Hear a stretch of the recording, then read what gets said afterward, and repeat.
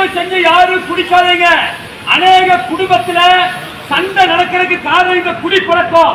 அநேக குடும்பத்துல கணவன் மனைவிகள் பிரிந்திருக்கிறதுக்கு காரணம் இந்த குடிப்பழக்கம். அநேக குடும்பங்கள் வறுமையில வாழ்றதுக்கு காரணம் இந்த குடிப்பழக்கம். அநேக இளம் வயதிலேயே மரணங்கள் நடக்கிறதுக்கு காரணம் இந்த குடிப்பழக்கம்.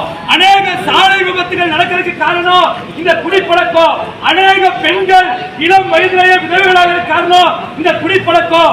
இந்த குடிப்பழக்கம் உங்களுக்கு மாத்திரமல்ல, உங்களுடைய குழந்தைகளுடைய எதிர்காலத்துக்கு சேர்த்து பாதிப்புனா அநேக பள்ளி மாணவர்கள் கல்லூரி மாணவர்கள் குடிக்கிறாங்க.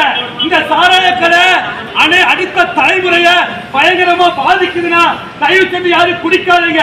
குடிக்கிற காசுக்கு வீட்டுக்கு அரிசி பருப்பு வாங்கிட்டு போவேன்னா தயவு செஞ்சு இந்த குடிப்பழக்கத்தை வெளிவரணும்னு நினைச்சீங்கன்னா இயேசுவை நோக்கி பாருங்க. இயேசு உங்களுக்கு விடுதலை கொடுப்பார். ரோட்ல இருந்து கேட்கிற எல்லாத்துக்குமே சொல்றேன்னா நான் பேசுறது உங்களுக்கு பைத்திய காலத்துல மாதிரி தெரியல, பரவாயில்ல. இயேசுவை நோக்கி பாருங்க. இயேசுதான் மனிதனை பாவத்திலிருந்து விடுதலையாக்கி இந்த உலகத்துக்கு வந்தாரு. இயேசுதான் மனிதனை ரட்சிக்கிறதுக்கு இந்த உலகத்துக்கு வந்தாரு.